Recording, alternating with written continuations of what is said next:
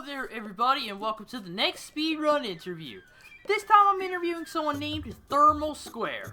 And now, let's get started. Why did you start speedrunning? So the reason I got started speedrunning was about 5 years ago. My brother introduced me to what speedrunning was when he first showed me a speedrun of Mario Party 2.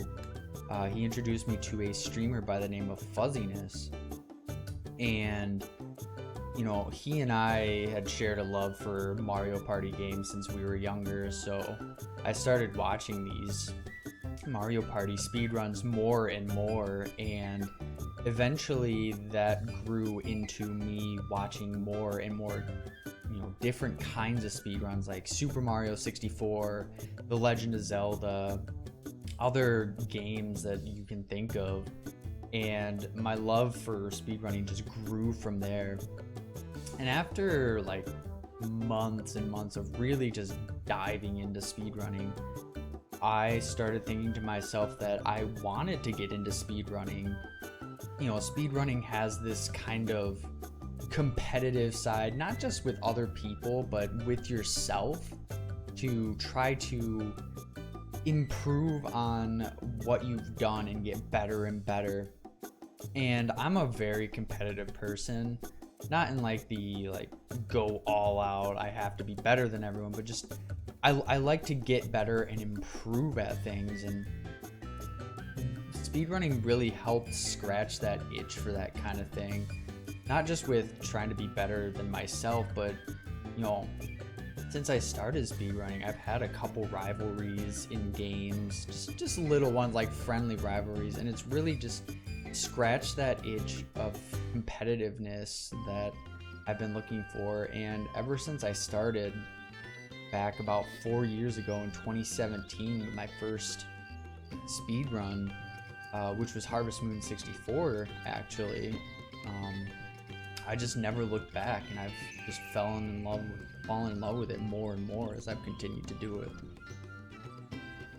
What games are you currently speedrunning, and what games do you plan on speedrunning in the future?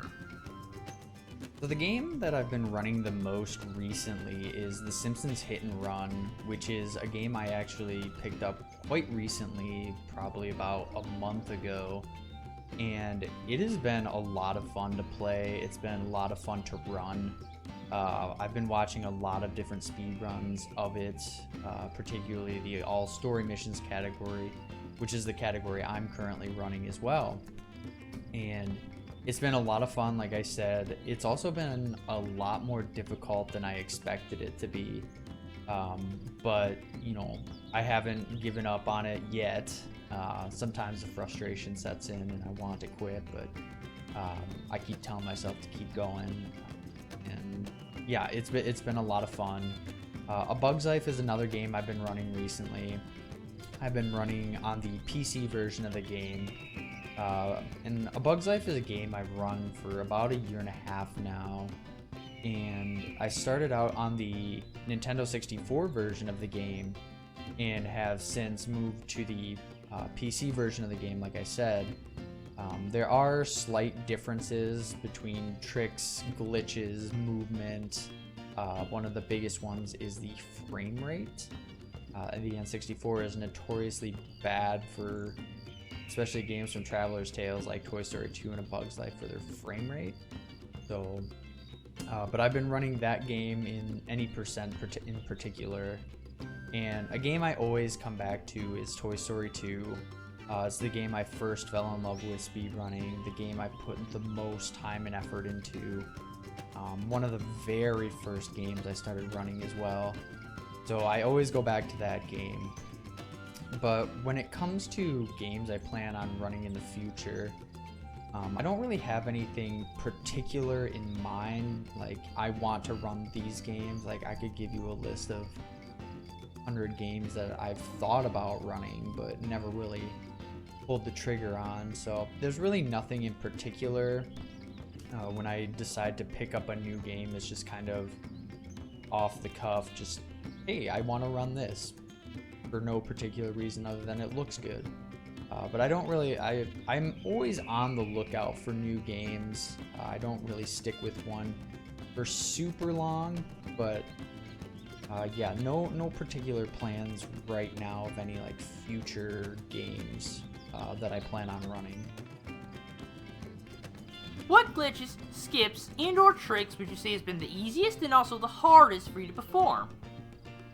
So some of the easier skips and glitches and stuff that I can think of that I've been able to perform are starting with infinite wall jumping in Toy Story 3, where through manipulation with the pause menu, you can infinitely wall jump up walls and perform some really cool skips in Toy Story 3 in a bunch of different levels. So that trick has been used to essentially really break that game wide open.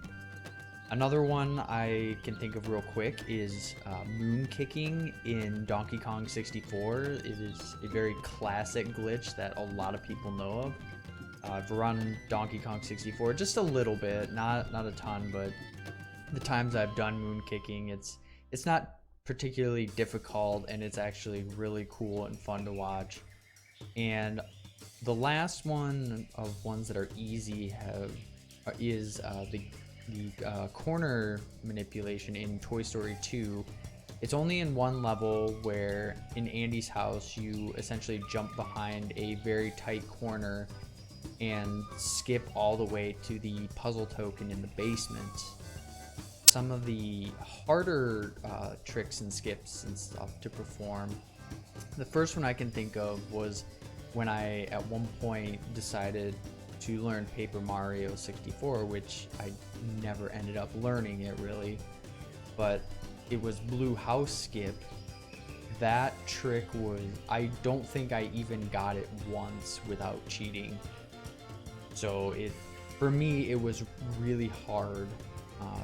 The last one I can think of were slide jumps in the SpongeBob SquarePants movie, where there's two particular levels where you do these slide jumps, and they're one frame jumps, so you have to get the rhythm for jumping and hitting the slide at the correct time, because if you don't, you'll start sliding back down the slide, and you have to essentially either try to regain your jumps or essentially start the trick over, which obviously is the worst case scenario.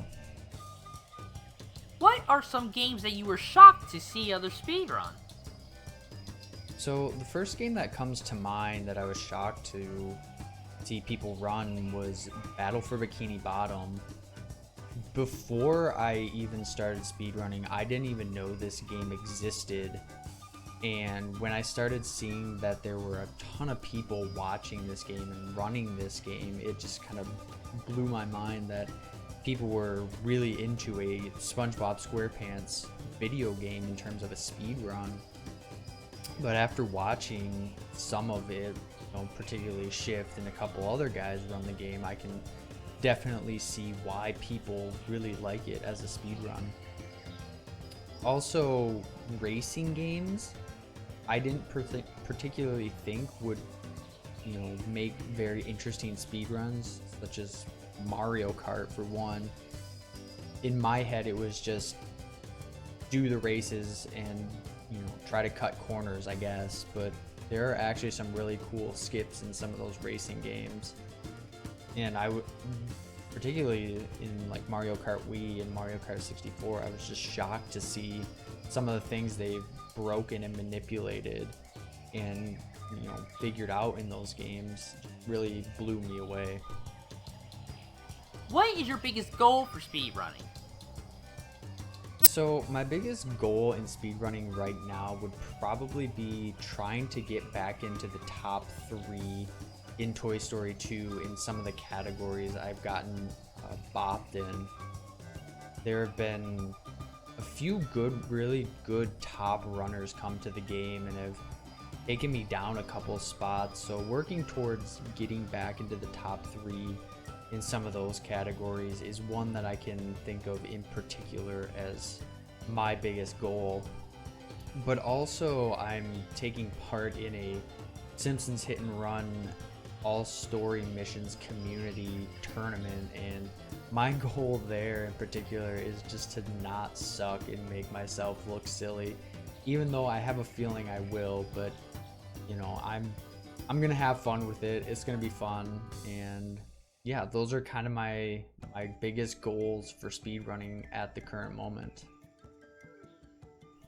Alright everybody, that is the interview. Thank you again, ThermalSquare, for being a part of my interview series, man. I loved having you on my series. If you guys would like to check out ThermalSquare, I'll leave a link to his Twitch in the description down below.